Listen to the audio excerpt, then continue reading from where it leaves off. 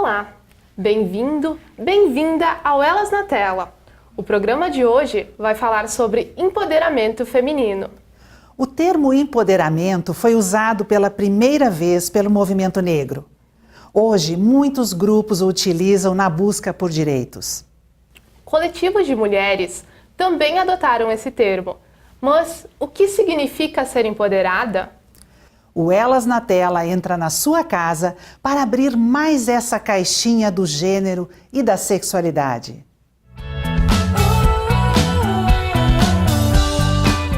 Vindas do Oriente, mulheres palestinas construíram sua vida em solo brasileiro.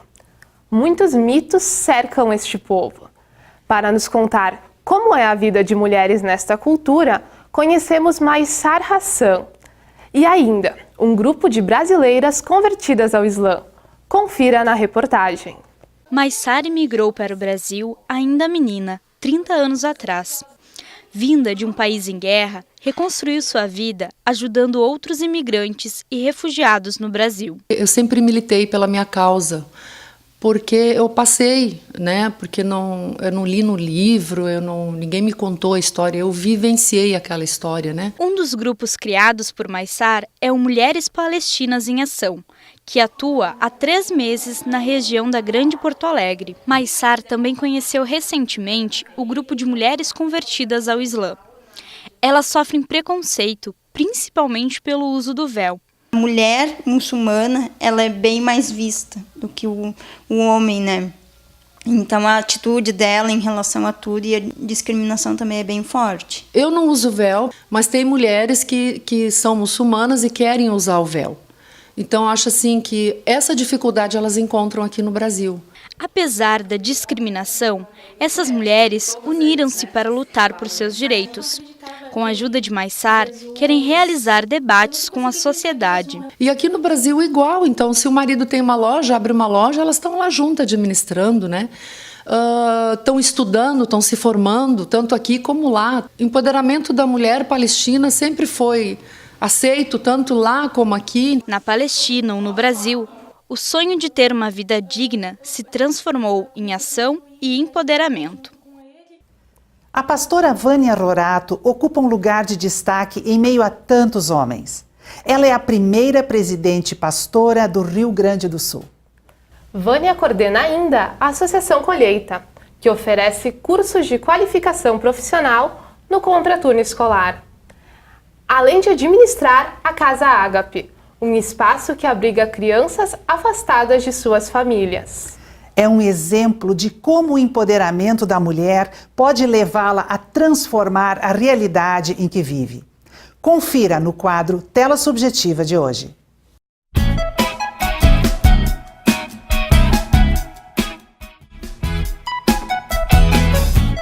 Trabalhar em favor do direito das mulheres e em favor da proteção das crianças. A sociedade inteira se move. Eu costumo dizer o seguinte, para aquelas pessoas que costumam dizer, é difícil trabalhar, é difícil realizar um trabalho social, o povo, ele deseja ajudar. Realmente enfrentei muito preconceito. Às vezes as portas estão abertas, mas nós somos aceitas 60%. Ou seja, nós não podemos estar ali competindo ou discutindo a altura de uma figura masculina.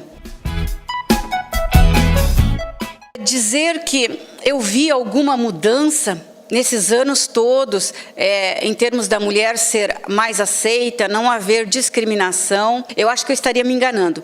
Porque a partir do momento que existe uma lei que obriga a mulher a ser tratada com igualdade, e as pessoas assim o fazem em cumprimento da lei, elas não estão fazendo por uma conscientização, mas sim por um dever.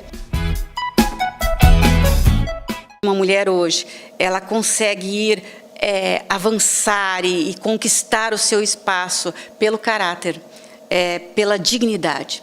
Eu acho que é isso que faz a diferença.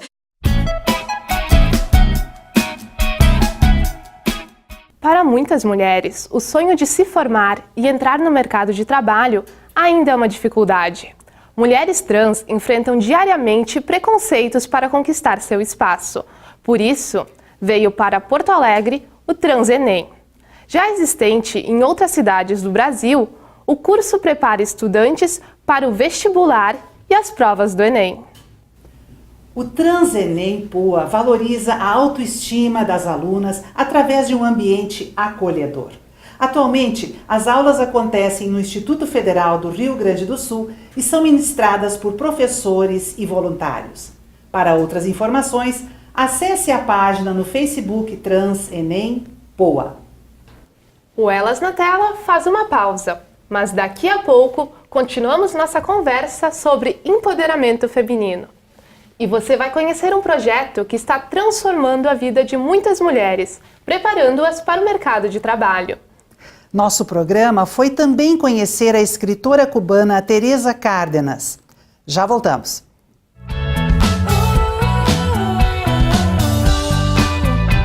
Não poderíamos falar de empoderamento feminino sem mencionar as mulheres na literatura. O Elas na Tela foi até a Feira do Livro e conheceu um pouco sobre a vida da escritora e ativista social cubana Teresa Cárdenas. A escritora Teresa Cárdenas veio à capital para lançar sua última obra, Cachorro Velho, que trata de temas como escravidão e o período colonial de Cuba. Hoje, Teresa é uma das autoras de maior circulação em seu país, com 8 obras publicadas e vencedora do prêmio Casa de las Américas pelo livro Cartas para Minha Mãe. Durante o debate, a escritora falou sobre política, preconceito e racismo. Teresa conta que, enquanto leitora, sentia um enorme distanciamento entre a realidade mostrada nos livros que lia e a sua própria, o que lhe causava estranhamento. Não havia meninas negras e as famílias eram brancas e felizes. Ela queria um livro no qual aparecesse, e foi desse desejo que nasceu a escritora. Teresa Cárdenas encerrou sua participação na Feira do Livro com uma sessão de autógrafos. Outro exemplo de mulheres empoderadas é o Criadoras Negras do RS. O grupo tem o objetivo de fortalecer e valorizar o povo negro, sobretudo a mulher, e busca incentivar a produção artística sobre a identidade de matriz africana. O Criadoras Negras do RS foi contemplado recentemente pelo Fundo de Incentivo à Cultura de Caxias do Sul com a produção de um filme para o primeiro semestre de 2017. Outras informações sobre o grupo e as atividades desenvolvidas você encontra na página Criadoras Negras do Rio Grande do Sul no Facebook. Buscando a inclusão produtiva de mulheres no mercado de trabalho, surgiu em 2007 o projeto Feito à Mão. A proposta é desenvolvida pela Fundação Semear, braço social da Associação Comercial e Industrial de Novo Hamburgo. Confira a nossa reportagem. O projeto Feito à Mão promove a convivência e o fortalecimento de vínculos entre mulheres das Vilas Gil, Redentora e Quefas, além de ensinar ofícios para a geração de trabalho e renda. Desde 2007 a gente já formou aproximadamente 100 a 110 mulheres no projeto. A cada ano a gente percebe que 30% delas começam a produzir artesanato para inclusão produtiva. Elas procuram muito o projeto pela questão de ter um grupo, ter um momento só para elas. Muitas vêm também buscando uma outra forma de adquirir renda.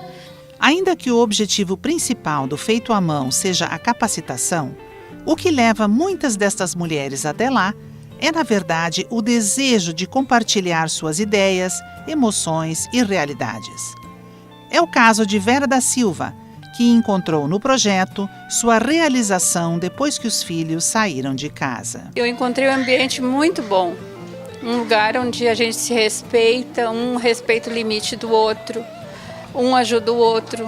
Temos as nossas habilidades diferentes, mas isso tudo é para somar, tudo soma na nossa vida. E para mim é um prazer, aquele dia assim, eu faço planos de manhã, vou me arrumar, vou sair dentro de casa, vou encontrar minhas amigas, assim, aquilo para mim é uma festa o dia que eu venho para cá.